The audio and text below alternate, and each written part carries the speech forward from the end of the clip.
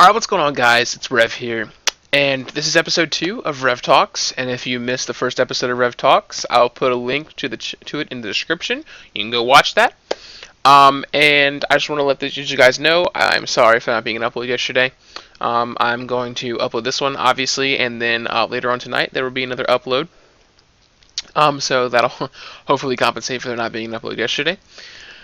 And I'm going to go ahead and let you guys know now that these are not the same as the other videos that I make. These are more real. They're real, obviously real, but you know what I mean. They're not going to be edited. I want them to be as real as possible. And they're not going to have, the intro to Kira in the end, or the end of the video, the outro. It's just going to be talk. And I actually wanted to talk about this. This was something I had debated what I wanted to talk about with another thing, and it just so happened that I had an example pop up today of this happening, so I was like, might as well talk about this today. And let's go ahead and get right into it. So I work on Wednesdays and Fridays. I go to school Monday, Tuesdays, Thursdays. I'm still in high school, and I work on Wednesdays and Fridays, so I have work release. I work at an electric company, so I'm an electrician. I'm a first-year apprentice. And so since I work on Wednesdays and Fridays, there are some days I'm there, some days I'm not, and sometimes I miss things. I'm going between different people. Today I was working with a different guy I've never worked with before. His name was Eric. And Eric was a pretty cool guy. I like him more than I like other guys there. So, that's good that I like Eric. Eric's good. We like Eric. And, we're working, everything is going good. It's kind of like I hate doing additions to houses because you have to deal with the house owners and what they want and what actually is right. Like a little example is that they wanted a chandelier in their closet, and they didn't know that, code says you can't have open bulb light fixtures in the closet. It has to be covered because fire hazard, whatever. It's a pass inspection. It had to be an enclosed light bulb in the closet. And so they're just like, well, we'll put this one up now, and later on you can just put the chandelier up. Whatever, it'd be fine. We just got to pass inspection. So like, okay, yeah, that's fine. So you just got to deal with little stuff like that. Sometimes they don't always cooperate, but the lady we were working with was pretty cooperative, so it was good. Day went by pretty good. We didn't have any complications. We were just putting on vanity lights and receptacles and all this kind of stuff. And then the light in the closet, we actually had to move over about 2 or 3 inches because the guys that had put the box in before the sheetrock and everything went up, they did not center it correctly. So they had to. Or it wouldn't fit right with the chandelier. It's going to fit. That was going to go in there, so we had to move the box, cut a new hole in the sheetrock. Well, we had to go up into the unfinished attic area to move the wire from this hole to that hole so we could put the box in and put the light fixture up. So we get up there, we go back into, there's blown insulation everywhere, so you can barely see the rafters where you need to step on because you can't step on the sheetrock because you'll fall through it. So we're walking on the rafters, and we get over to where the wire is, and we look around, and the guy that had roughed in the house, which wasn't us, had left a whole bunch of junction boxes, which is where wires come together, and they just put it in a box. It's where 1 or 2, maybe some like 6 wires will come together to feed power through other wires, where, the junction, alright? Well, he had left them without a plate on them, so they were open. You had hot wires in the boxes without a cover that anything could get into, could start a fire. The insulation could get in there somehow. It could catch on fire. It wouldn't have been good. And we're just like, wow. Plus he had 5 of them, which he didn't even need 2 to do what he needed to be done when he ran the wire for this bathroom we were adding. It was a bathroom. And so, okay, well, maybe he just forgot to go back up and do it. Maybe, whatever. Maybe he just forgot to go do it. So, we put the plates on for him and everything, and then, we go back downstairs, put the light fixture up, and then we finish that. We pack up everything that we need to leave, and we had to go to a different job. This is about 1 o'clock, and we get off at 3. So we had about 2 hours to go to a different house and hook up the heat for the guys that were working there now, so they'd have heat when it's cold and all that stuff. So, go hook it up. That would take about an hour and a half. So we are about finished, and he says we need to go ahead and we need to check and make sure everything works right. And so we check one receptacle because this is the one he was iffy about. The rest of them worked. And he plugs in his tester and it doesn't light up, so it means there's no power.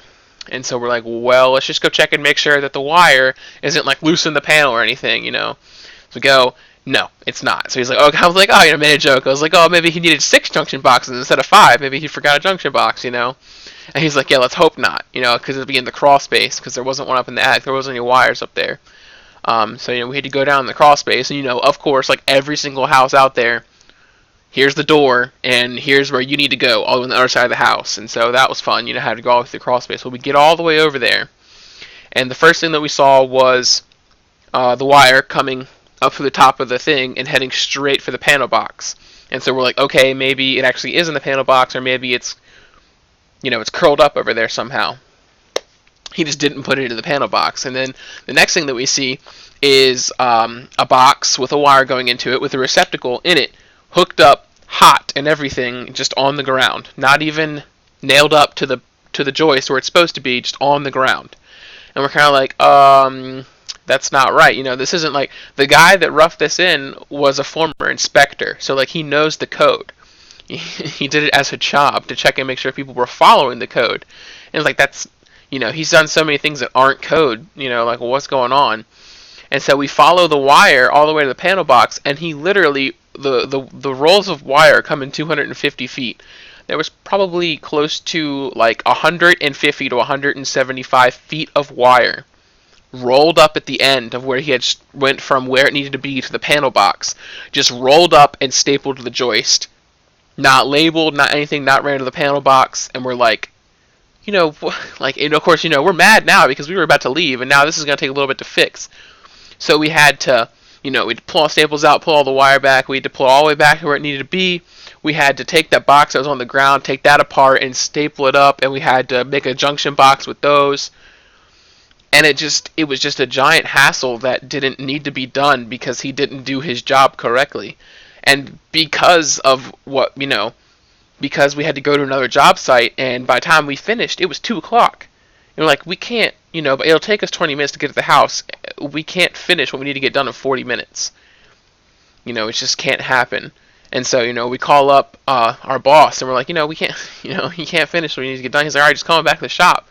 And, because of that, because of the fact that we had to take time to fix what he should have done, meant that we got off an hour early and we lost money. We did extra work and made less money. It's ridiculous. And it's like, that's the whole point of this talk is, when you work, you need to do 100%. You don't do a job halfway. You don't do a job 9/10 of the way, 90% of the way. You do it 100% to the best of your ability. And if you can't, then you ask someone else to help you do it. I mean, it's simple as that. You don't just leave stuff undone, because you don't want to be that guy that the boss comes to and says, why did Eric and Jake have to go and do what you were supposed to do? And, it took them an extra hour and a half of doing all that. Why? That shouldn't have happened. They should have finished right around lunchtime and should have, went to another job and gotten that done. But instead, they had to fix what you should have done. You don't want to be that guy. And so, it's just ridiculous for me to think that people just think that it's okay that I can just do whatever I want. I don't have to do it because I don't feel like doing it. Someone else will get around to it eventually. You shouldn't do that. It's a horrible mentality to have. I don't do that. Like, the entire time, me and Eric were like, this is ridiculous. How could you leave this like this? Like, what was going through his head when he was like, well, just, leave all these plates off these boxes, and I'll curl up this wire, not even hook it up, and it's like, I don't know how many of you know this, but I go to church pretty regularly, which is why this upload's up so late, because I had church tonight. But, like, in the Bible, it says you work for the Lord, work as if you're working for the Lord, not for a man. And, like, the way that I look at it is that, like, would you go back to the shop and, look at God and be like, well, I did about 80% of the work I was supposed to do, but I finished, but I only did about 80% of it. Like, no, I wouldn't do that. Like, that's ridiculous. Like, that's just ridiculous, and it just bothers me so much that, plus it took repercussions on me because I lost money from it. I lost a whole hour of work, I lost money for doing more work. It's ridiculous that happened. We worked hard and we got what we needed to get done, all of it, and we did it to the best we could, and then we had to finish what he started, and we made less money because of it. And it's, I just wanted to get the point across, just don't do that to people. You might think, well, oh, it's going to be so difficult. I got to go all the way back up there. I got to walk through all that insulation. It's dangerous up there. It stinks, makes you sneeze, all that stuff. I don't want to go back there and just put plates on. That's kind of ridiculous. Like, no, you go up there and you put the plates on because someone else is going to have to come behind you and do it. And it's just ridiculous, like, you just shouldn't be doing that. It's absurd. Like, why would you not do a job 100% of the way because you just don't want to go do it? Like, I don't want to do my homework, but do I do it? Yeah, because it's your homework. You're supposed to do it. You're supposed to do your job. And the repercussions were I lost money because of it, because I did his job. Unfortunately, he already left. This rough-in was done months ago, so he's already gone. Like, he quit before now.